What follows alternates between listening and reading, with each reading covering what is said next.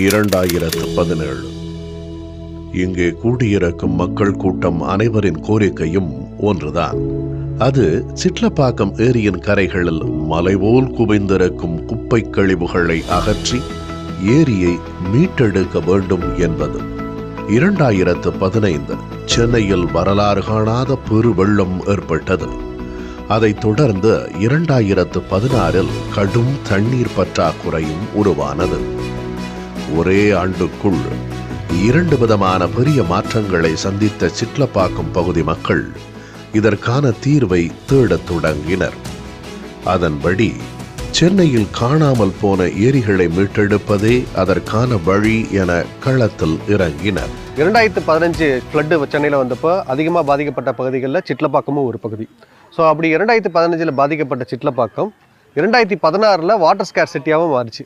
எல்லாமே மாறிச்சு. அதில் இங்கே பாதிக்கப்பட்டது. இதில் ரொம்ப பெரிய பாதிப்பு என்னன்னு சொன்னால், நம்ம இந்த சிட்லப்பாக்கம் ஏரியை சுற்றி இருக்கிற ஒரு 300 மீட்டர் சுற்றி இருக்கிற ஒரு வீடுகள் எல்லாமே இந்த சாக்கடை தண்ணியாக இருந்தனால, அப்போ லேக் வந்து சாக்கடை தண்ணியில் இருந்தது. அதனால் அவங்க வீட்டு கிணறுகள்லையும் சாக்கடை தண்ணி நிறைஞ்சிருந்தது. ஒரு பக்கம் அது ஒரு பக்கம் ப்ராப்ளம். இன்னொரு பக்கம் வாட்டர் ஸ்கேர்சிட்டி ஆன பிறகு சுத்தமாக ட்ரையில் போச்சு, 0 வாட்டர் லெவலுக்கு போயிடுச்சு. அப்போது நம்மளோட டிபெண்டன்சி என்ன வந்ததுனாக்கா, லாரி தண்ணியை டிபெண்ட் பண்ணி தான் இருந்தோம். 2019 கவர்மெண்ட் தொடர்ந்து தாமதிச்சுட்டே இருந்தாங்க. ஏரி காக்கிறத வந்து அந்த ஏரி ரிவைவல் வந்து ஸ்லோ பண்ணிட்டே இருந்தாங்க. அதனால் 2019 மக்கள் நாங்களே செய்திடுவோம் அப்படின்னு ஒரு மெகா கிளீனப் ஈவெண்ட் ஒன்று அனௌன்ஸ் பண்ணி இந்த இடத்துல எல்லாரையும் வர சொல்லியிருந்தோம். மக்களை உங்களால் முடிஞ்ச கடப்பாறை, மண்வெட்டி அதெல்லாம் கொண்டு வந்து நம்ம ஏரியை காப்பாற்றிக்கலாம் அப்படின்னு அனௌன்ஸ் பண்ணியிருந்தோம். அந்த நிகழ்வுக்கு கிட்டத்தட்ட 1500 பேர் கிட்ட அந்த ஒரு நாள் வந்தாங்க. ஜூன் 2, 2019 வந்தாங்க. சிட்லப்பாக்கம் நகரில் 2.95 சதுர கிலோமீட்டர் பரப்பளவில் 10,100 குடும்பங்கள் வசித்து வருகின்றன. 1980களில் தான் மக்கள் இந்த புறநகர் பகுதிக்கு குடிபெயர்ந்தனர். சிட்லப்பாக்கம் ஒரு முக்கியமான விவசாய பகுதியாக இருந்த காலத்தில் கிட்டத்தட்ட 219 ஏக்கர் பரப்பளவு கொண்ட பாசனத்திற்கு இந்த ஏரியின் நீர் பயன்படுத்தப்பட்டது. 7.02 மில்லியன் கன அடியாக இருந்த ஏரியின் கொள்ளளவு கடந்த சில வருடங்களாக வண்டல் மண் காரணமாக 24 விழுக்காடு அளவு வரை குறைந்துள்ளது. 1990களுக்கு பிறகு அப்போதைய நகர பஞ்சாயத்து வேறு பகுதியில் இருந்த குப்பை கொட்டும் இடத்தை ஏரிக்கரைக்கு மாற்றிய போது பிரச்சனை தொடங்கியது. நாளடைவில் ஏரி இருப்பதே தெரியாத அளவிற்கு பல அடி உயரத்திற்கு குப்பை மேடுகள் உருவாகின. இந்த ப்ராக்ரஸ் ஸ்டார்டிங்லேருந்தே பார்த்துருக்கேன். ஃப்ரம் த ஸ்டேட் வேர் இந்த இடத்துல குப்பை இருந்தது. நான் இந்த இடத்துல நிறைய வாட்டி போவேன். இங்கே நிறைய காம்படிஷன்ஸ்க்கு இந்த பக்கம் போய்கிட்டு இருந்தேன். ஸோ அந்த டைம் போகும்போது ஐ டென்ட் நோ இங்கே ஒரு லேக் இருக்குது. So that was my first impression. இங்கே லேக் இருக்குன்ட்டு எனக்கு தெரியாது, ஏன்னா அவ்வளோ ஸ்மெல் வந்தது. So from that time I have known this place. அதுக்கப்புறம் இந்த next time I came here, அந்த 2019 அந்த கிளீனப், மாஸ் கிளீனப், ஒரு ஃபுல் எம்டி லேண்டை பார்த்தேன். இது ஃபர்ஸ்ட் இனிஷியேட்டிவ் என்ன பண்ணோன்னா, ஒரு 30 அடியில் வந்து இப்போ நம்ம மெயின் என்ட்ரன்ஸ் பார்த்துருப்பீங்க. அந்த மெயின் என்ட்ரன்ஸ் பக்கத்தில் 30 அடியில் குப்பை வந்து நிறைஞ்சிருந்தது. அப்போ அந்த குப்பைகளை வந்து அப்புறப்படுத்துகிற ஒரு சின்ன வந்து ஒரு வேலையை தான் ஸ்டார்ட் பண்ணாங்க. அந்த டீமில் இருக்க அந்த இனிஷியல் மெம்பர்ஸ் அவங்க அதை ஸ்டார்ட் பண்ணி பண்ணும்போது, அதுக்கப்புறம் கொஞ்சம் கொஞ்சமாக மெம்பர்ஸ் அதிகமாக லேக்குள்ளே எங்கெல்லாம் காஞ்ச பகுதிகள்லாம் இருக்கோ அங்கெல்லாம் வந்து எடுக்க ஆரம்பித்தோம். ஸோ அதுக்கப்புறம் என்னென்னா, நம்ம இதை பண்ணுறதை பார்த்துட்டு இங்கே இருக்கிற மக்கள்லாம் சேர்ந்து நம்ம எதாவது கொஞ்சம் காசு போட்டு கொஞ்சம் வந்து பெரிய லெவலில் இதை பண்ணுவோம் அப்படின்னு சொல்லிட்டு எல்லாருமே அவங்களோட ஷேரிங்கை பண்ணாங்க. மறுபக்கம் ஆக்கிரமிப்புகளாலும் 1988 80 ஏக்கராக இருந்த ஏரி இன்று 40 ஏக்கராக சுருங்கிவிட்டது. இதன் பின்னரே இந்த ஏரியை சுற்றி உள்ள மக்கள் ஒன்றிணைந்து சிட்லப்பாக்கம் ரைசிங் என்ற தன்னார்வ தொண்டு அமைப்பை ஏற்படுத்தி ஏரியை மீட்கும் முயற்சியில் ஈடுபட்டனர்.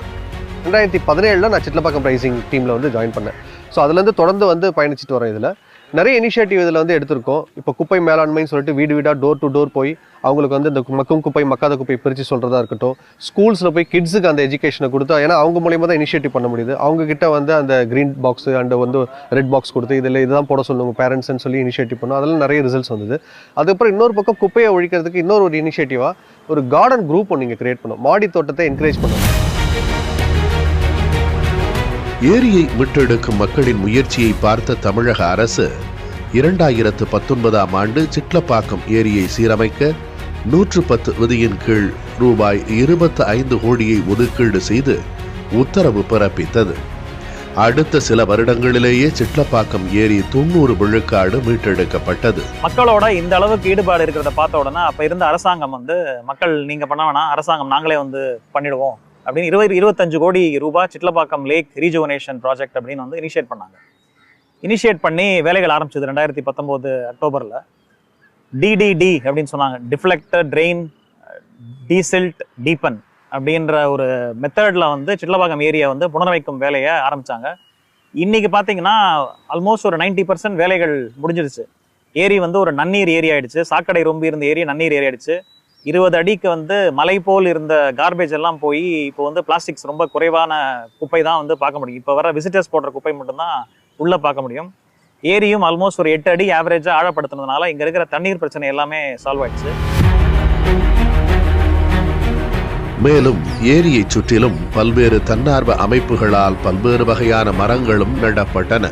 அண்டு இந்த வாட்டர் பாடியை ஒட்டி நம்மளுக்கு வந்துட்டு எந்த மரங்கள்லாம் வந்துட்டு அது அந்த இடத்துக்கு ஏற்ற மாதிரி இருக்குமோ அந்த மாதிரி மரங்கள்லாம் வந்துட்டு பார்த்து வச்சுருக்கோம்.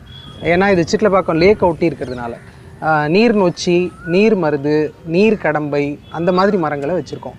இது வந்துட்டு ஒன்று எரோஷனையும் அவாய்ட் பண்ணோம் பண்டில், அதே சமயத்தில் வந்துட்டு உங்களுக்கு வாட்டரோட பியூரிஃபிகேஷனும் வந்துட்டு கிடைக்கும்.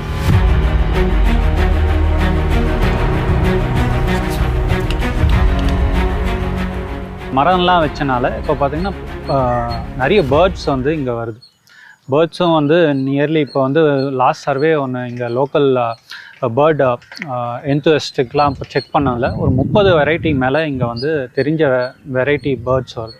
அடுத்த விஷயம், சிட்லப்பாக்கம் லேக்கில் 2 ஐலாண்ட்ஸ் இருக்கும். இங்கே பார்த்தீங்கன்னா தெரியும் வந்து 2 தீவுத்திட்டோடைய நோக்கம் என்ன அப்படின்னா பல்லுயிராக்கம், பயோடைவர்சிட்டி அப்படிங்கிறது ஒரு மிகப்பெரிய தலைப்பாக இருக்குது. அதில் எல்லா ஜீவராசிகளும் எப்படி இங்கே வாழ முடியும் அப்படிங்கிறதுல பறவைகள் முக்கியமாக இருக்கிறதுக்காக உருவாக்கப்பட்டது தான் இங்கே இருக்கிற தீவுத்திட்டுகள் வந்து. சிட்லப்பாக்கம் ஏரியை சீரமைத்தது மட்டுமல்லாமல் அங்கு பல்வேறு பொழுதுபோக்கு அம்சங்களும் ஏற்படுத்தப்பட்டன. இதனால் இந்த ஏரிக்கு வரும் மக்களின் எண்ணிக்கையும் அதிகரித்தது. ஸோ இனிஷியலாக பார்த்தீங்கன்னா நம்ம இப்போ சிட்லப்பாக்கத்துடைய லேக் என்ட்ரன்ஸ் அந்த முகப்பில் பார்த்துருந்தீங்கன்னா ஒரு 25-30 அடிக்கு மேலே ஒரு மலை மாதிரி தான் இருந்தது. அந்த இதெல்லாம் யார் அந்த பக்கம் போனாலும் மூக்க மூடிக்கிட்டு தான் போயிட்டு இருந்தாங்க. இப்போ அந்த பர்டிகுலர் இடம் இப்போ பார்த்தீங்கன்னா எவ்வளோ பேர் சாயங்காலத்தில் ஃபேமிலியோடு வந்து உட்காந்துக்கிட்டு இயற்கையை ரசிச்சுக்கிட்டு விளையாடிட்டு இருக்காங்கன்னு பார்த்தீங்கன்னா அவ்வளோ ஆசையாக இருக்குது. லேக் வந்து இப்போ ரெனோவேட் பண்ணி இப்போல்லாம் வந்து ஃபுல்லாக எடுத்த பிறகு இந்த லேக்னால ஆன பிறகு மிகப்பெரிய பெனிஃபிட்னு சொன்னால் 95% வந்து இந்த லாரி தண்ணியை வந்து டிபெண்ட் பண்ணியிருக்கிறது எங்களுக்கு மாறி இருக்குது. அது எவ்வளோனா ஒரு அப்ராக்ஸாக சொல்லணும்னா இங்கே கிட்டத்தட்ட ஒரு 10,000 ஃபேமிலி இருக்காங்க. அதில் ஒரு 50% ஃபேமிலி வந்து இந்த வாட்டர் ஸ்கேர் அந்த டைமில் வந்து நாங்கள் ஒரு 50% பீப்புள் வந்து ஒரு லாரி தண்ணி டிபெண்ட் பண்ணி தான் இருந்தோம். ஸோ 5,000 பீப்புள் ஒரு மாதத்துக்கு கன்சியூம் எடுத்தால் கூட 2 வாட்டி வாங்கினா கூட 20,000 லிட்டர். நீங்கள் கனெக்ட் பண்ணி பாருங்கள் அந்த சம்மர் சீசனில் எவ்வளோ வாங்குவாங்கன்னு. ஸோ அதுலேருந்து நாங்கள் முழுமையாகவே இதில் வந்து மீண்டு வந்திருக்கோம்னு சொல்லலாம். நாள் ஒன்றுக்கு ஆயிரக்கணக்கானோர் இந்த ஏரிக்கு வருகை தருகின்றனர். ஆனால் இப்போது வேறு ஒரு சிக்கல் உருவானது. சிட்லப்பாக்கம் ஏரிக்கு வருகை தரும் மற்ற பகுதி மக்கள் இங்கு மீண்டும் குப்பைகளை வீசிச் செல்வதாக அப்பகுதி மக்கள் குற்றம் சாட்டியுள்ளனர். லேக் அழகானனால இந்த பகுதியை சார்ந்தவங்க இல்லாமல் வெளிப்பகுதியிலேருந்து நிறைய பேர் உள்ளே வர ஆரம்பிச்சிட்டாங்க. கிட்டத்தட்ட எல்லா மீடியாவுமே இதை தாமரத்தின் மெரினா அப்படின்னு செல்லமாக்கு ஒரு டைட்டில் போட்டு ஒரு பெரிய பரபரப்பெல்லாம் ஆச்சு ஒரு லாஸ்ட் மந்த்து. ஸோ இப்போ வெளி ஏரியாவிலேருந்து மக்கள் இங்கே வரும்போது அவங்களுக்கு இந்த லேக் இப்படி தான் இருந்ததுங்கிற ஹிஸ்ட்ரி தெரியாது. அதுவும் இல்லாமல் நம்மளோட ஹேபிச்சுவல் ஹேபிட்டே என்னென்னா ஏதாவது சாப்பிட்டோன்னா அந்த குப்பையை அப்படியே போட்டுடுறோம். ஸோ அந்த மாதிரி குப்பைகள் வந்து இப்போ விசிட்டர்ஸ்னால நிறைய வருது. சாப்பிட்றாங்க, கூல்ட்ரிங்க்ஸ் சாப்பிட்றாங்க, போட்டுடுறாங்க. நம்ம பார்த்துருப்போம் இந்த ஆக்டிவிட்டி இன்னைக்கு பண்ணுறது. அந்த மாதிரி போடுற குப்பைகளை எடுக்கிறத ஆக்டிவிட்டியாக நாங்கள் சனி ஞாயிறு 2 நாளுமே வந்து காலை 7 மணிக்கு வந்து இங்கே வந்து பண்ணிகிட்ருக்கோம். தொடர்ந்து இந்த பகுதியில் இருக்கிற மக்கள் ஒரு 20 பேர் வருவாங்க, அப்படியே சேர்ந்து பண்ணிகிட்ருக்கோம்.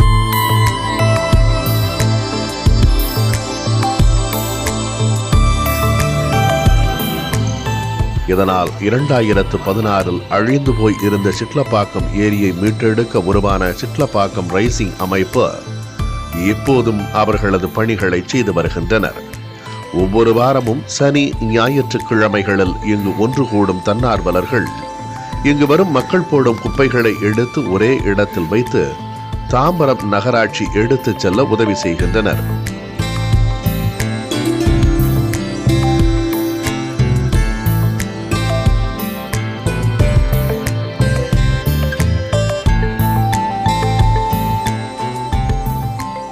இப்போ எந்த அளவுக்கு மக்கள் வர ஆரம்பிச்சிருக்காங்களோ அந்த அளவுக்கு குப்பையும் அதிகமாக வர ஆரம்பிச்சிருக்கு. அது ஒரு வருத்தப்படக்கூடிய ஒரு விஷயம். அதனால் என்ன ஆகிடுதுன்னா, கண்டிப்பாக வந்து சனி ஞாயிறில் வந்து நாங்கள் வந்து கம்பல்சரி ரெகுலராக வந்து க்ளீனிங் பண்ணிக்கிட்டு தான் இருக்கிறோம். அதை மீறியும் குப்பைகள் வந்துக்கிட்டு தான் இருக்குது. ஸோ அந்த ஆக்டிவிட்டீஸை வந்து மார்னிங்ஸில் முதல் பண்ணிகிட்டு இருந்தோம். அவேர்னஸ் நல்லா க்ரியேட் பண்ணணுன்றதுக்காக இப்போ வந்து சாயங்காலத்துலேயும் பண்ண ஆரம்பிச்சிருக்கோம். ஒரு பக்கம் ஏரியின் அழகை ரசிக்க வரும் மக்கள் போடும் குப்பை கழிவுகள், மறுபக்கம் ஏரியின் வடக்கு பக்கம் இப்போதும் ஓடும் கழிவுநீர் கால்வாய்கள் சிட்லப்பாக்கம் ஏரியின் நிலைமையை தொடர்ந்து சீரழித்து வருகின்றன. இந்த நிலையை மாற்ற அரசு நடவடிக்கை எடுக்க வேண்டும் என்று சிட்லப்பாக்கம் ரைசிங் அமைப்பினர் கோரிக்கை வைத்துள்ளனர்.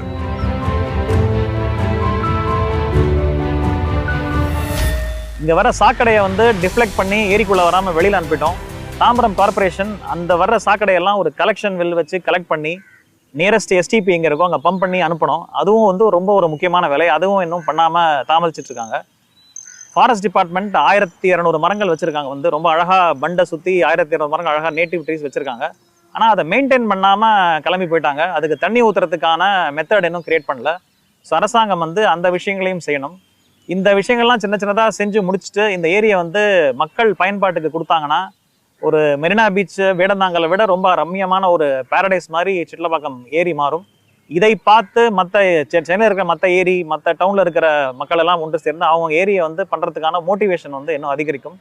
சிட்லப்பாக்கம் ஏரி ரிவைவல் மாதிரி பல ஏரிகள் உருவாக்கப்படணும். அதுக்கு இங்கே இருக்கிற பாக்கி வேலைகளை வந்து அரசாங்கம் தயவு செஞ்சு உடனடியாக முடிச்சு கொடுத்து மக்கள் பயன்பாட்டுக்கு சிட்லப்பாக்கம் ஏரியை அமைச்சு கொடுக்கணும்னு கேட்டுக்கிறோம்.